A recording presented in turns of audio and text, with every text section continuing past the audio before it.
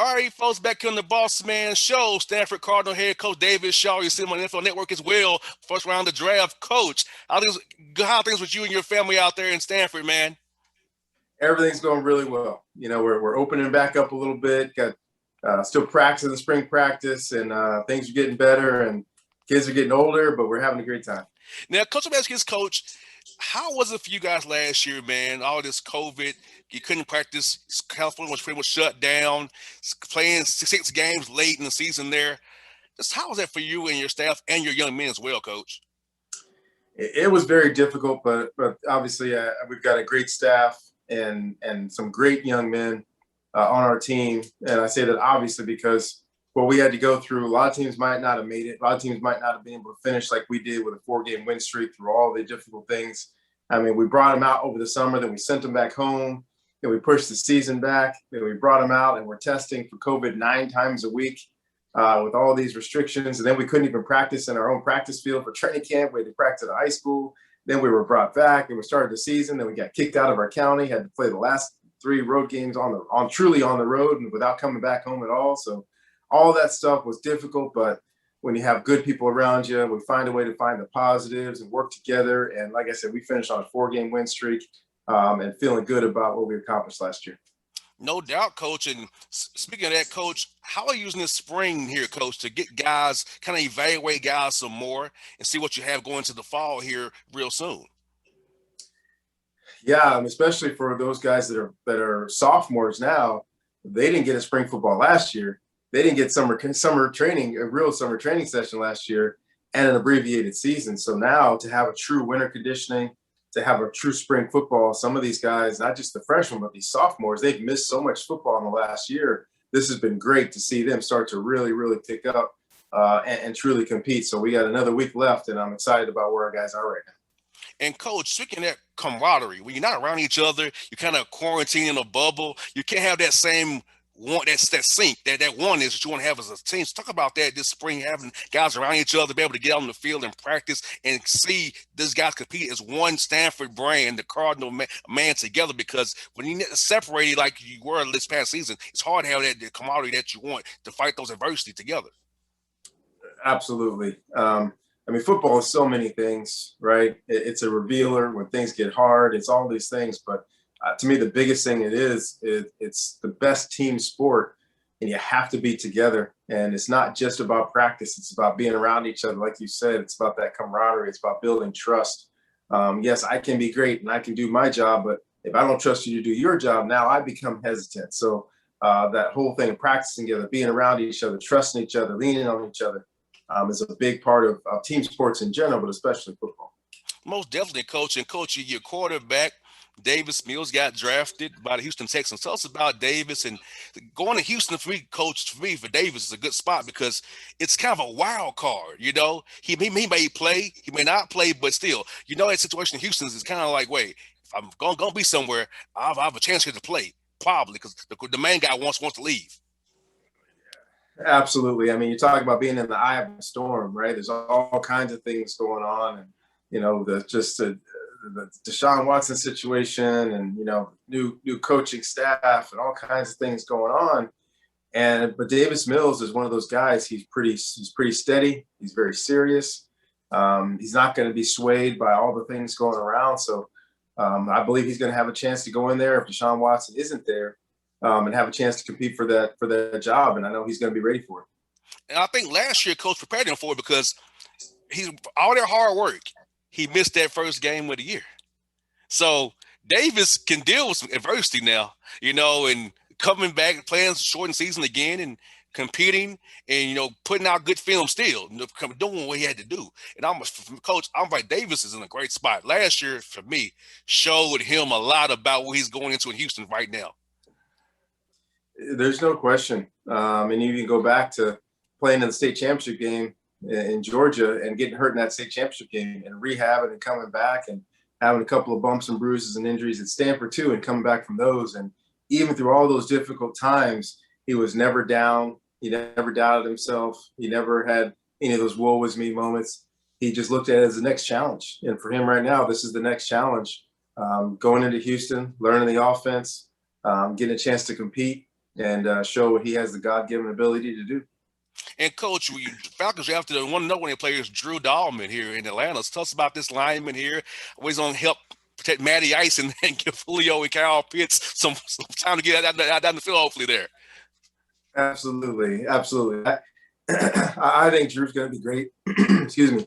He's in the mold of an Alex Mack, right? Where Alex Mack may be a Hall of Famer. I'm not saying he's going to the Hall of Fame, but that guy that's maybe a little bit undersized, and you worry about all those things until you see him play. And the film is outstanding. He is explosive. He is fast. He is physical. I thought for the last 2 years he was the best center in our conference, and I think everybody finally saw it this year that he was the all conference center. And he's got a chance to play at that next level. Great in the zone schemes, which I know Atlanta does a great job of, and at the same time, really good in pass protection. So hopefully it won't be too long till you see him out there. Now, Coach, did you think the Falcons should have drafted a quarterback or go with Kyle Pitts? Because I'm thinking of Pitts with Ridley and Julio. You got to pick who you're going to double. Somebody's going to be one-on-one on that backside. It's just so – I feel like it's good, but Matt is getting a little older. So do you find his backup, hopefully will never be a forever again, or do you go with a explosive guy like Kyle Pitts who can kind of play that Antonio Gates, Jimmy Graham role there? So I'm a football coach, and I was an NFL coach, and I always say, you think 1 year at a time as a coach. You don't think about the future. You got Matty Ice for hopefully a couple more years. Hey, give him some more weapons. I thought what he did on the field last year at his age was still phenomenal. And now give him somebody that is just a beast. And I don't know about once in a lifetime, once in a generation. I don't know about that stuff. But I do know, to me, he was Kyle Pitts, one of the top 2 players in this year's draft. And if you don't need a quarterback and you got this guy there staring you in the face, you got to take him. And I think to be 6'5.5" or whatever he was and 240-something pounds and run a 4.40, I mean, that's just scary stuff. That's scary stuff. So I think the whole stadium's going to be excited every single game because you got 3 guys out there and a borderline Hall of Fame quarterback with some really that's a perennial Pro Bowl quarterback. You give them those kind of weapons, you're going to have a lot of fun. Yeah, and I can only imagine safeties, linebackers having to think about guarding Mr. Pitts or putting a nickel on him. He's any way you put him, Coach, matchup nightmare.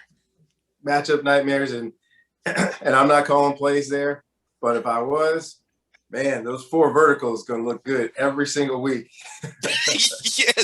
Yes, indeed, Coach. I'm with you there, man. I'm with you there because Atlanta, we can put up points, Coach. We got to stop somebody in the fourth quarter. That's our biggest thing. I hope Dean Pease. I love his scheme, Coach. His disguises. It looks like it's going to be all out blitz backs, drops out in the cover 2, cover 3, or cover 4. So I love his schemes. Sending them blitzes going to come off the edge. And I'm hoping Mr. Fowler and Grady, Jerry, and those guys can cause trouble and get us back going in the South there, Coach. Absolutely. Like I said, I like their scheme too, and I think they've got the personnel. If they can stay healthy, they got a chance to make some hay. And, Coach, you have 5 guys drafted, including Davis and Drew, 3 other guys, and 5 undrafted free agents. Tell us about how happy you are to see 10 of your young men be on NFL rosters right now. And let's talk about the standard of Stanford, Cardinal, in the NFL, how you guys coached by you, been in the NFL, set them up for success on the next level there. Absolutely. And we try to convince guys in the recruiting process that our place is special. I think it's the only place in America where you can get not just a top 10, but a top 7, top 5 education in America and have a chance to go to the NFL. And we lead the Pac-12 in NFL attendees or people on NFL teams, which a lot of people don't know about that, right? They think, it's got to be USC or UCLA or Washington. No, it's Stanford. We got the most guys in the NFL in our conference. And we're having them walk away with outstanding degrees. Of those 10 guys, I believe 8 of those guys have their Stanford degrees. So we're not putting out guys that haven't even graduated. These guys have graduated, and they're ready for the NFL, and they're ready for life. Most definitely, Coach. Let me ask you this, man. You work for the NFL Network on the first round. And let me ask you about how was that process for you preparing for the draft, scouting all these guys to get ready to be on stage with Rich and Charles Davis and Daniel Jeremiah and those guys? How was that process for you, Coach? And how fun is it for you to do that every year?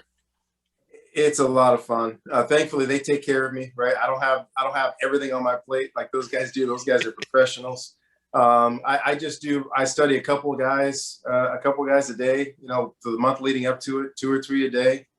Make my notes. I talk to Daniel Jeremiah a lot about what he sees, and he and I work together at the Baltimore Ravens, so we know each other really well. Charles Davis actually worked at Stanford when I was a Stanford student, so Oh, I've known wow. these two guys for a long time.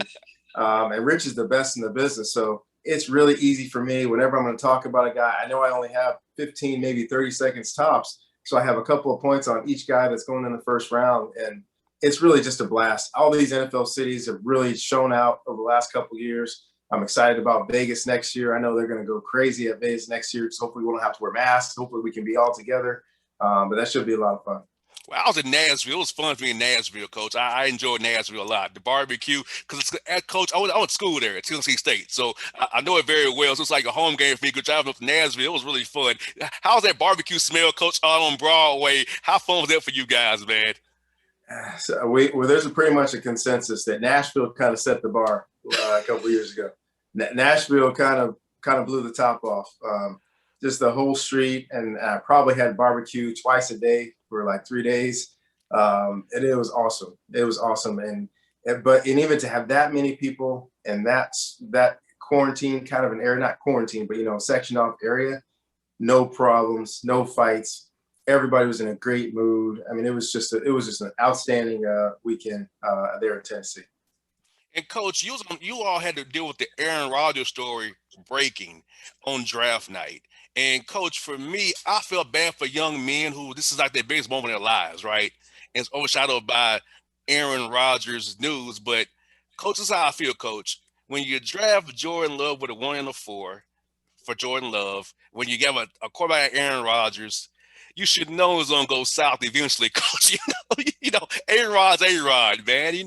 Help give this guy some weapons to with Devontae Adams and Tunney and those guys. Don't get him a backup when the guy's still at the top of his game, Coach.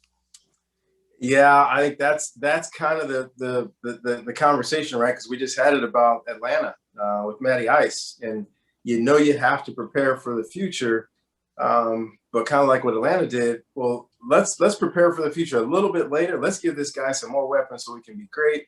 And once again, so many things are just about relationships, right?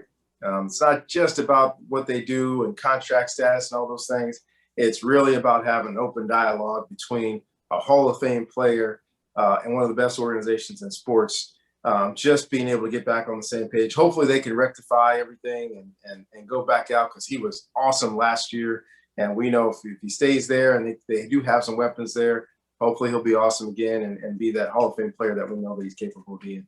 And Coach, I was glad that Lance went to San Francisco because I think Kyle's system, the outside zone system for Trey Lance, I think it'll be good for him. I'm like, Mac Jones is like, you kind of know who he kind of is, but I feel like Trey Lance could be something beyond Mac Jones. I'm like, Kyle Shanahan he shocked me, but I'm glad he took Trey Lance because I feel like that system that Kyle runs, Coach, is the run game is really great. But off that play action pass, the run game with his speed going off the back end on the bootlegs, I love Trey Lance and his system, Coach. I love it.